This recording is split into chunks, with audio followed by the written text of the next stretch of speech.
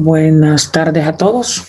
El tema que hoy miraremos va a ser lo que se conoce como serie gastroduodenal en la valoración de la motilidad y la actividad de la cámara gástrica y la distribución del medio de contraste hacia la primera porción del intestino delgado que se llama duodeno.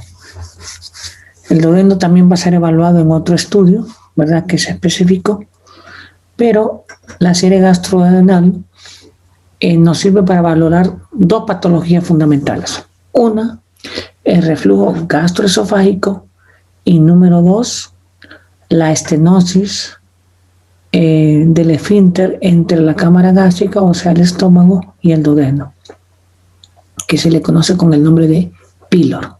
Entonces, las afecciones de píloro y las afecciones de el esfínter gastroesofágico son valoradas en este estudio.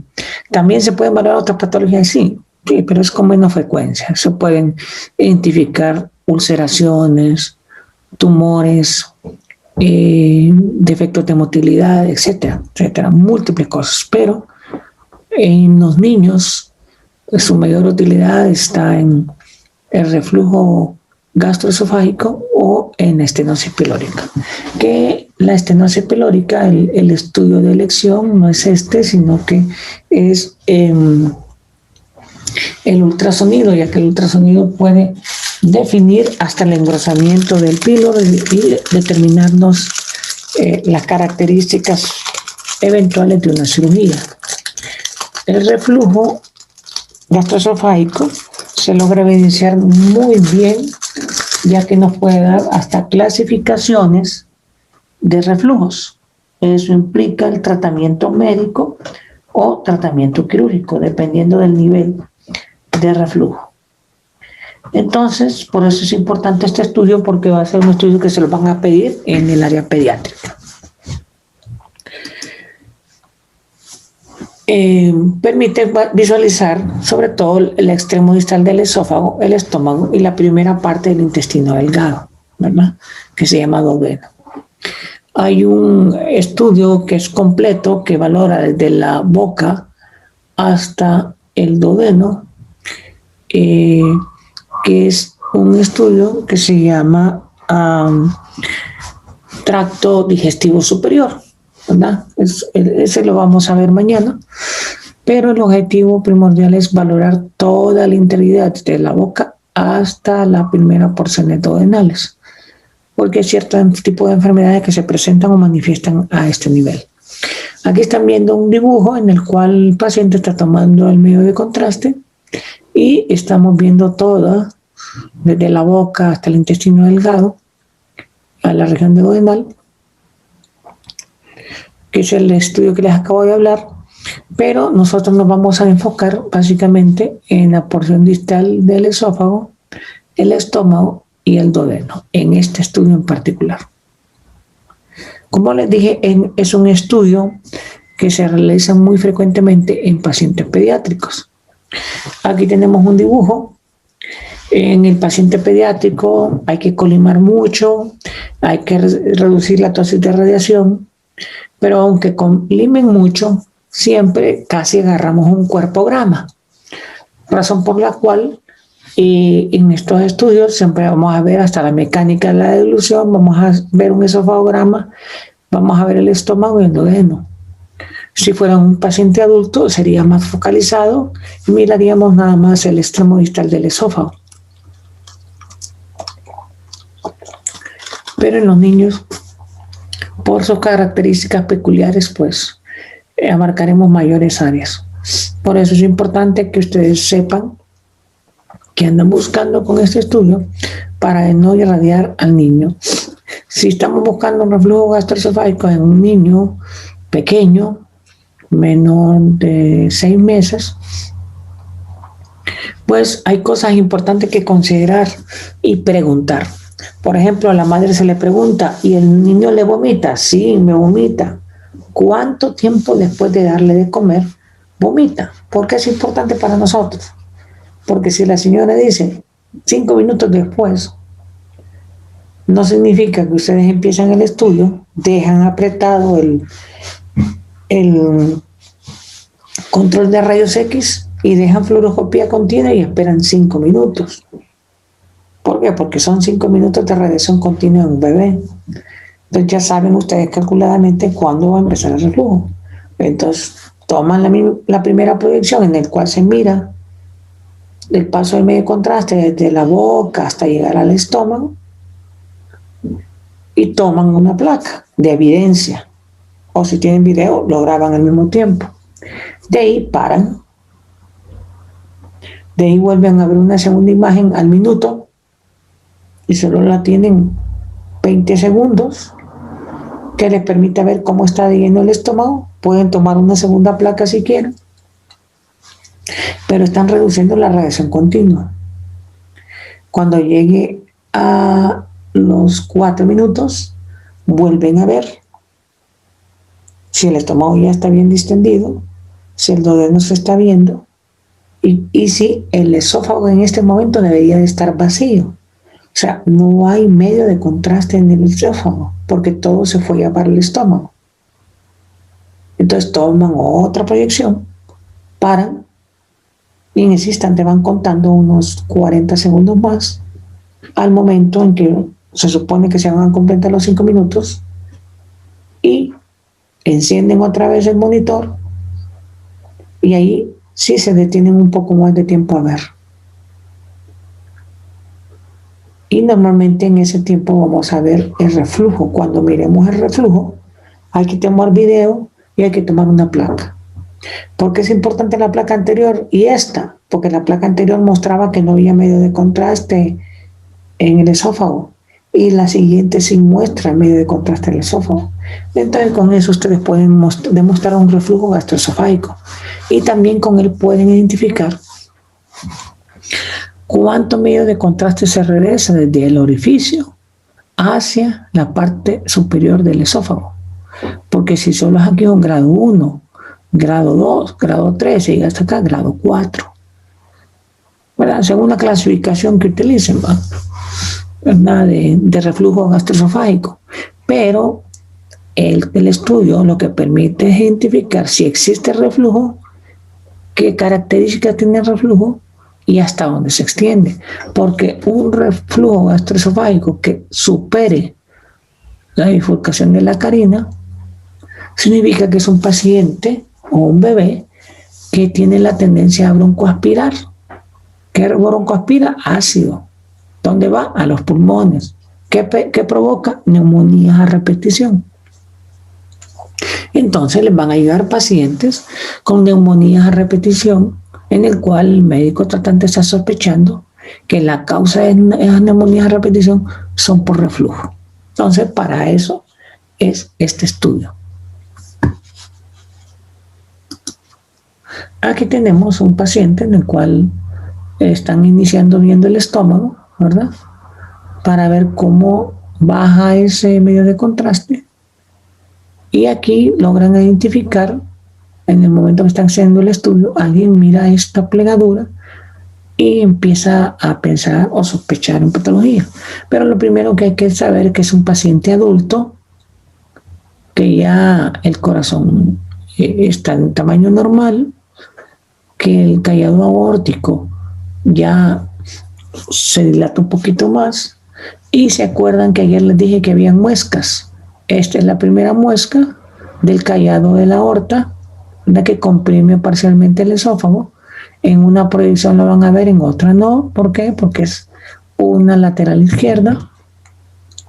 Y aquí hay una pequeña siguiente muesca, que es la muesca del bronquio izquierdo. Entonces, eso es normal.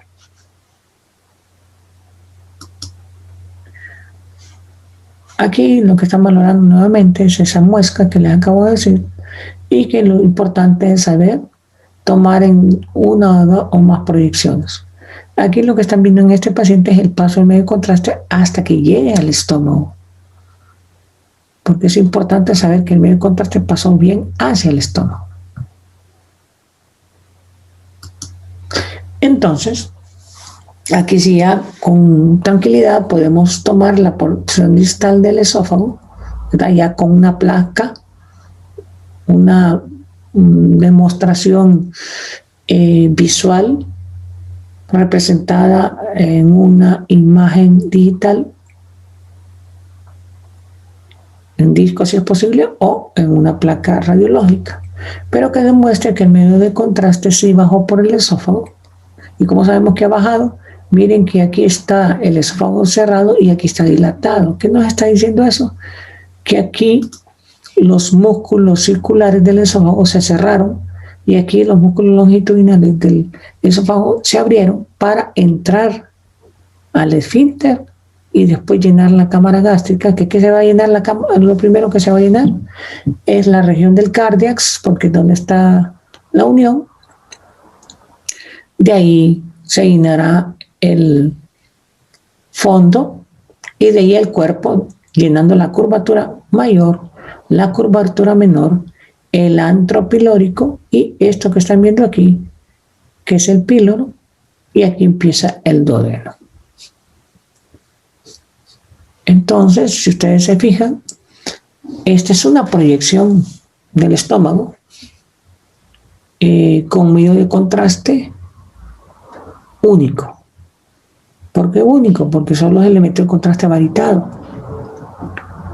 El gas que contiene ahí ya es un gas natural, pero aquí solo sirve para valorar la forma de la cámara gástrica.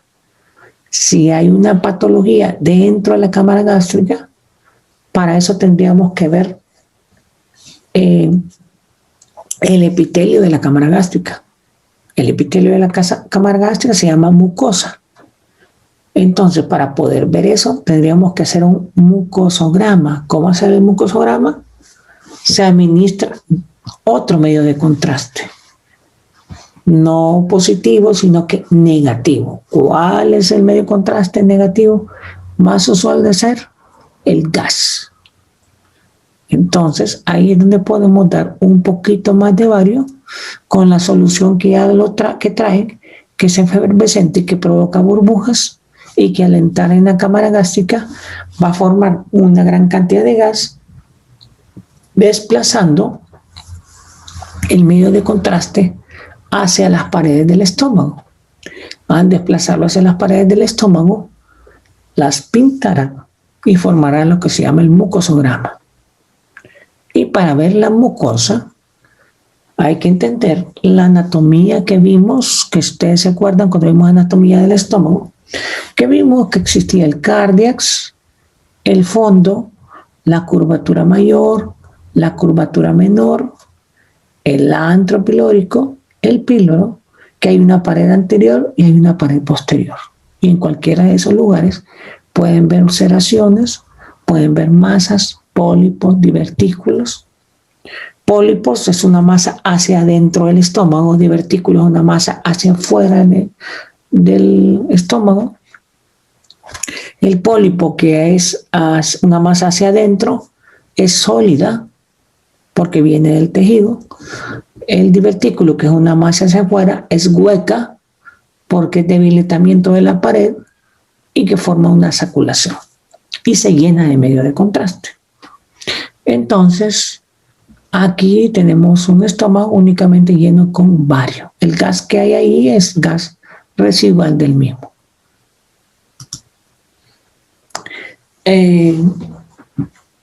Como les decía, para poder valorar las paredes del estómago hay que agregar cristales de bicarbonato. El bicarbonato por sí solo produce gas. Y ese gas es el que va a desplazar el medio de contraste y permitirme ver en un estudio con doble medio de contraste el mucosograma, que sería básicamente esto que están viendo aquí en comparación a esto que habían visto anteriormente. Si ustedes se fijan, este estómago y este son una misma representación, solo que la diferencia que hace es que este tiene gas y este no tiene gas. Pero este ha tenido bario y el bario lo ha desplazado, lo ha movilizado, pero me permite ver los pliegues de la cámara gástrica poderlos contar y poderlos medir. Es normal que los pliegues de aquí sean más gruesos y aquí no se miren porque son muy delgados, pero si ya los estamos viendo ahí, estamos identificando que hay un engrosamiento y con eso podemos decir que tiene una gastritis. Si el medio de contraste no se distribuye adecuadamente, sino que se ve como especie de burbujas y disperso, significa que este paciente tiene hipersecreción gástrica y fragmentó el bario por el ácido, lo fragmenta y lo deja en acúmulos dispersos. Entonces ya eso nos ayuda a decir, este paciente tiene gastritis, este paciente tiene úlcera, etc. Solo con hacer un buen mucosograma. El tiempo total requerido para completar la prueba es de alrededor de unas 2 horas. Esto varía de paciente a paciente. No será lo mismo en un niño o un recién nacido que en un adulto. Entonces, quien decide el tiempo de evolución o evaluación, mejor dicho, es usted como tecnólogo. ¿Por qué le digo usted? Porque en la mayoría de los casos el médico radiólogo no está con ustedes porque está en otros procedimientos. Hoy por hoy la demanda del radiólogo muchas veces el 70% está en estar haciendo ultrasonidos y a veces no puede estar en la fluoroscopía con ustedes. Ahorita, pues en algunos hospitales la ventaja que tienen es que como hay residencia, el médico residente sí está con ustedes. Pero en un hospital que estén afuera, van a estar solos, no va a estar el médico con ustedes y ustedes tienen que hacer el estudio y tomar las decisiones y tomar las proyecciones más adecuadas para ver el estómago, para ver sus paredes o encontrar un tipo de lesión.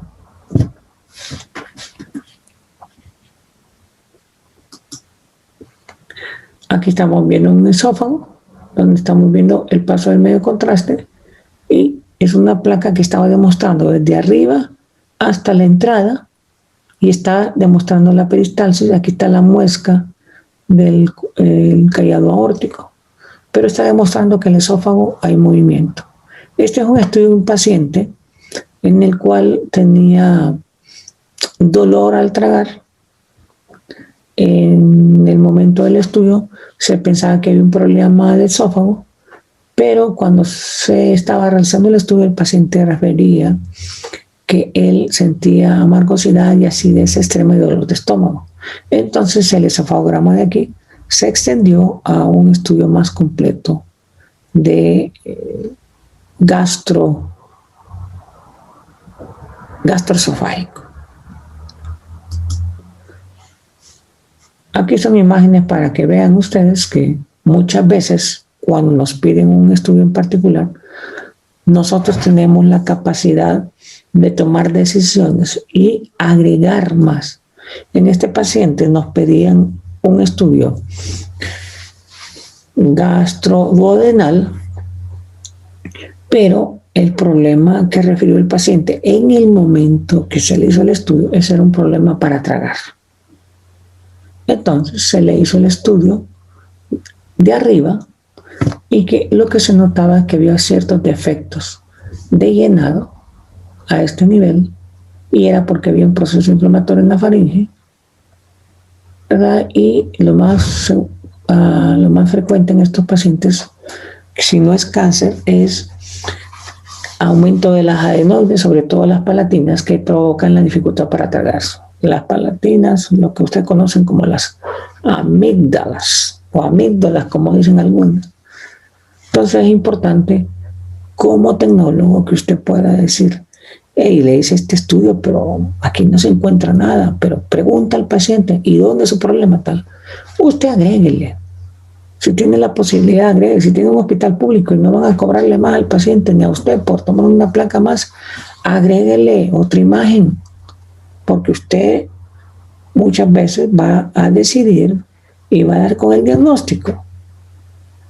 Le va a ayudar al médico que anda buscando en otro lugar porque anda perdido. Pero usted, con su conocimiento, con su entendimiento, va a saber qué buscar. Vamos a ver si podemos ver este video.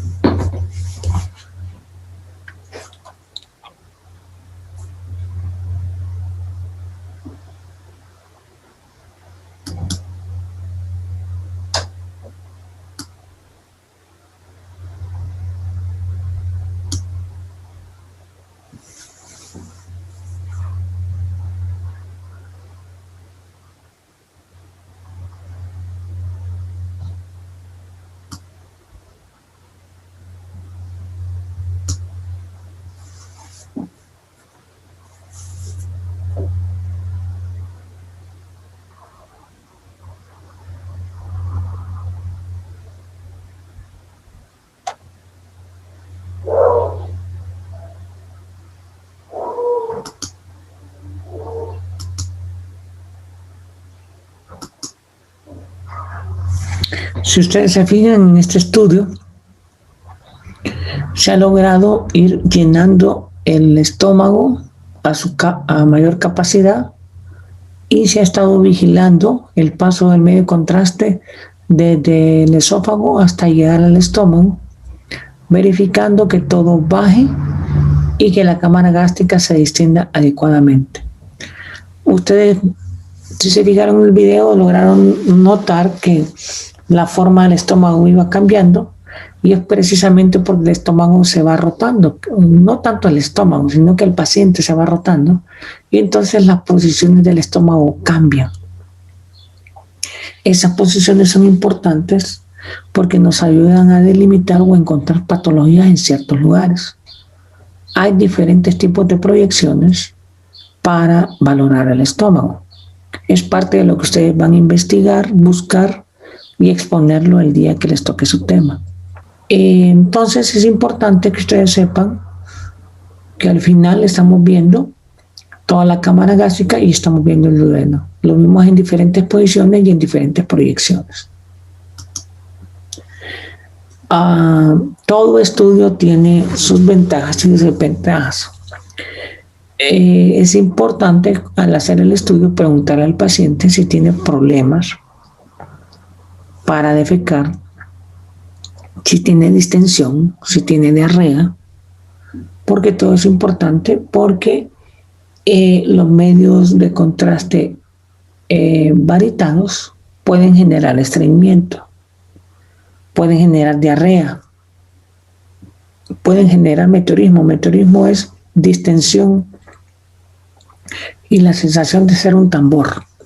Pueden generar cólicos, náusea o vómito, como les dije, o dolor abdominal en algunos pacientes. El medio de contraste hidrosoluble es comprobado, producen diarrea en el 70% de los pacientes. Por eso hay que tener cuidado con ellos, porque es un paciente que probablemente en 20 minutos después del estudio tenga una diarrea profusa. Entonces hay que hidratarlos o decirles que se hidraten a estos pacientes por el efecto del medio contraste. La serie gastrodenal permite observar la función digestiva como el peristaltismo o contracciones de estos órganos y sus alteraciones. El día de mañana vamos a ver un tema complementario a este, en el cual nos enfocaremos un poco más en esos movimientos del estómago y en la primera porción duodenal. Hoy solo era como les diría, un preámbulo para que sepan que cuando estamos valorando intestino, aunque en muchas ocasiones se nos pida un estudio en particular, nuestra obligación es ver un poquito más, evaluar un poquito más, porque en la práctica clínica muchas veces encontramos que el estudio que están solicitando no es el estudio ideal para su paciente. Y muchas veces se pasa desapercibido porque simplemente hicimos lo que nos pidieron y no dimos una milla más. Siempre nosotros debemos de dar una milla más. Si el paciente es sintomático y el estudio es normal, significa que hay un problema, que no necesariamente es ahí, sino que en otro lugar, y que nuestra responsabilidad debería de ser investigar un poquito más, ya sea médico general, médico especialista, radiólogo, radiotecnólogo. Nuestra responsabilidad debería de ser ayudar a nuestro paciente a encontrar un diagnóstico para que a su vez pueda tener un buen tratamiento. No sé si tienen preguntas, comentarios.